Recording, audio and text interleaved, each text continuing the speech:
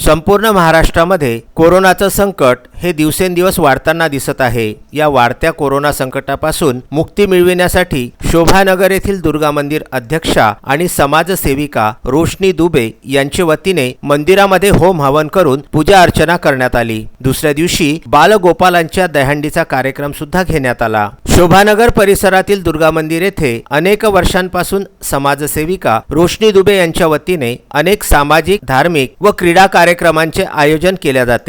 यावर्षी संपूर्ण जगावर कोरोनाचे सावट असताना सर्वांना कोरोनापासून मुक्ती मिळण्यासाठी गोकुळ अष्टमी निमित्त देवीच्या मंदिरामध्ये रविवारी सायंकाळी होम हवन पूजा अर्चना करण्यात आली। कीर्तन भजनाचे आयोजन करण्यात आले, तर सोमवारी सकाळी परिसरातील बाळ गोपाळांची दहीहंडीच्या कार्यक्रमाचे सुद्धा आयोजन करण्यात आले होते। या दहीहंडी कार्यक्रमामध्ये परिसरामधील बच्चे कंपनीने मोठ्या आनंदाने सहभाग घेऊन आपला आनंद व्यक्त केला। कोरोनाच्या दडपणात राहू नये, जीवन आनंदी होण्यासाठी समाजसेविका रोशनी दुबे यांचा हा कार्यक्रमामागील उद्देश होता। या कार्यक्रमामध्ये परिसरातील महिला, पुरुष आणि बच्चे कंपनी मोठ्या हिरहिरीने सहभाग घेतला। Vidarbha news bureau, Amravati.